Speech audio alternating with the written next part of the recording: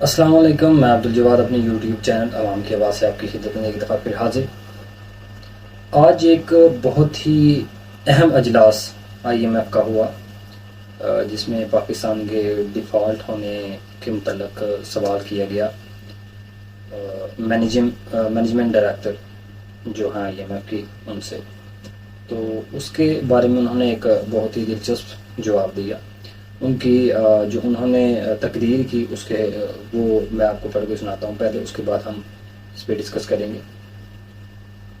عالمی مادیاتی فنڈ کی management director Kristalina Georgieva نے امید ظاہر کی ہے کہ پاکستان اپنا موجودہ پروگرام کامیابی سے مکمل کر لے گا اور اسے سری لنکا اور گھانا جیسی صورتحال کا سامنا نہیں کرنا پڑے گا۔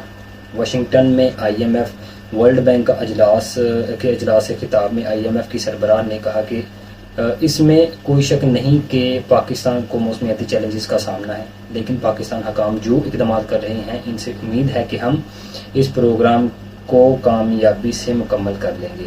اس وقت پاکستان کی مالی یقین دہانیوں کو یقینی بنانے پر بات کر رہے ہیں۔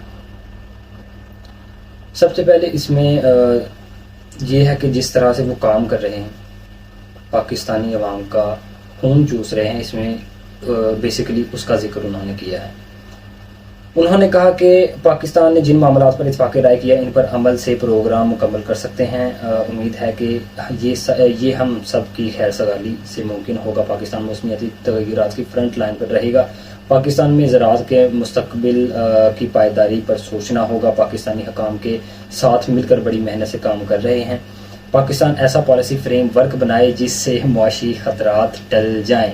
یہ پچھلے ویلاگ میں آپ کو یاد ہو، پچھلے ویلاگ میں میں نے کہا تھا کہ آئی ایم ایف نے ویسے میں نے خود پریڈکشن ایسے ہی کہا تھا، جو فریم ورک جو سینیریو سارا چل رہا تھا وہ یہی تھا کہ انہوں نے شہباز شریف صاحب کو کہا کہ آپ کو یہ زیادہ نہ پالیسی بنانی ہے، تو انہوں نے کہا absolutely not, beggars can not be choosers.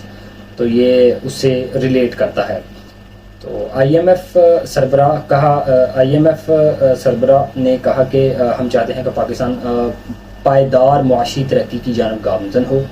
ہم پاکستان سے اس وقت بین الاقوامی مالی سپورٹ کی یقین دہانی چاہتے ہیں۔ پاکستان کے ڈیفالٹ ہونے کے خطرے سے جو سوال کیا گیا اس پر انہوں نے جواب دیا کہ پاکستان کے ڈیفالٹ ہونے کے خطرے سے متعلق سوال پر M D I M F نے جواب دیا کہ پاکستان ابھی تک وہاں نہیں پہنچا اور بہتر ہے کہ وہاں نہ پہنچے۔ جس کنڈیشن پر سری لنکا اور گھانا ہے اس کنڈیشن پر ابھی تک پاکستان نہیں پہنچا۔ تو بات کچھ اس طرح سے بھی ہے کہ جو سب سے زیادہ مہنگائی ہے سری لنکا کے بعد وہ پاکستان ہے۔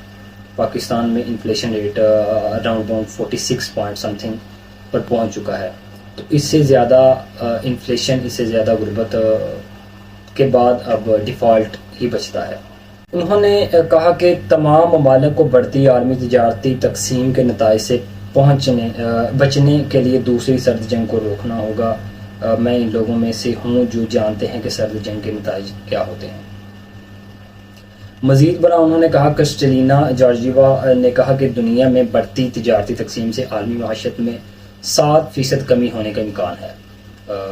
امریکہ چین تجارتی جنگ اور یوکرین تنازع سے عالمی تجارتی تقسیم میں اضافہ ہوا ہے۔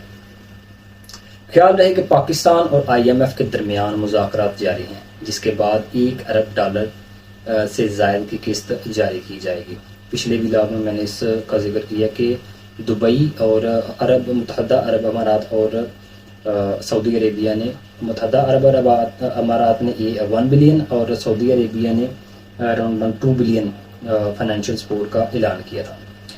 اب یہاں پر ایک انٹرویو میں مفتاح اسماعیل صاحب نے بیان دیتے ہوئے کہا کہ اپنے اس انٹرویو میں کہا کہ 6 ارب میں سے آئی ایم ایف کے بورڈ سے پہلے 3 ارب ہمارے اکاؤنٹ میں آ جانے چاہیے۔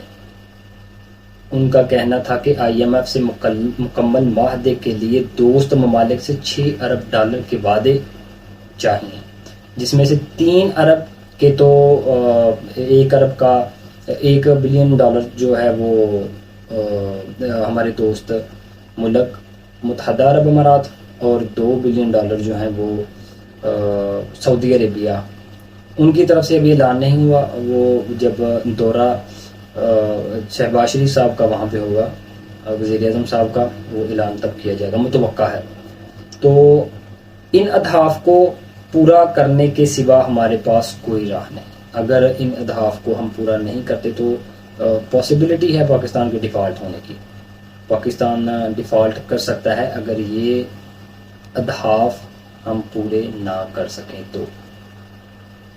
$6 ارب اب یہی ہے کہ ہم کبھی اس سے مانگیں، کبھی اس سے مانگیں، کبھی اس سے مانگیں، اور ایسے کرتے کرتے ہم اس ہدف کو پورا کر لیں، کیونکہ ہمارے پاؤں بھی ٹوٹے ہیں، ہمارے ہاتھوں کو پولیو ہے، ہم آنکھوں سے اندھے ہیں، اور جتنی بھی بیماریاں کسی انسان کو معذور بناتی ہیں وہ سب بیماریاں ہم میں موجود ہیں۔ ہم اس وقت اس دہانے پہ کھڑے ہیں کہ ہم خود کوئی اپنی پالیسی نہیں بنا سکتے، اور نہ ہی ہمیں اس قابل چھوڑا گیا ہے۔ 3 حکومتیں پہلے اس حکومت کی آ چکی ہیں، تب بھی کوئی ان کی طرف سے ایسا قدم نہیں اٹھایا گیا کہ جو پاکستان کے فیوچر کے لیے بہت مفید اور کارآمد ثابت ہو۔ جب پہلی حکومت آئی قرضہ لیا، دوسری حکومت آئی زیادہ قرضہ لیا، تیسری حکومت آئی ان کی اس سے زیادہ قرضہ لیا۔ انہوں نے قرضے کے سوا پاکستان کو کچھ نہیں دیا، انہوں نے پاکستان کو صرف ڈبویا ڈبویا اور ڈبویا۔ عمران خان صاحب نے زمان پارک میں اپنی عوام سے خطاب کرتے ہوئے کہا، کارکنان سے، کہ افطار کے موقع پر خطاب کرتے ہوئے عمران خان صاحب نے کہا کہ جس معاشرے میں عدل اور انصاف ہوگا وہ ترقی کرے گا۔ ماضی میں چھوٹے چوروں کو سزا اور بڑے چوروں کو چھوڑ دیا جاتا تھا، عدل اور انصاف نہ ہونے کی وجہ سے قومیں تباہ ہوئیں۔ یورپ لوگ اس لیے جاتے ہیں کہ وہاں نظام بہتر ہے۔ تو بھائی آپ کی حکومت آئی تھی، آپ نے کیوں نظام کو بہتر نہیں کیا؟ آپ کیوں عدل انصاف کی طرف نہیں آئے؟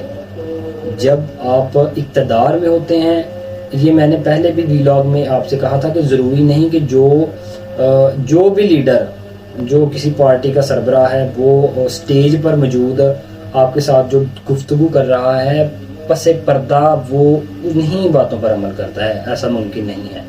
اور پاکستان کی سیاست میں تو 100% ایسا ممکن نہیں ہے۔ یہ جو سامنے کہہ رہے ہوتے ہیں یہ ہمیشہ اس کا الٹ کرتے ہیں۔ اس کے بعد سابق وزیر اعظم پاکستان تحریک انصاف کے چیئرمین عمران خان نے کہا کہ ہمارا وزیر اعظم مانگ کر ہمیں دنیا بھر میں ذلیل کر رہا ہے۔ تو سر اگر آپ کو یاد ہو تو آپ نے بھی IMF سے مانگا تھا، تب آپ نے ہمیں ذلیل نہیں کیا۔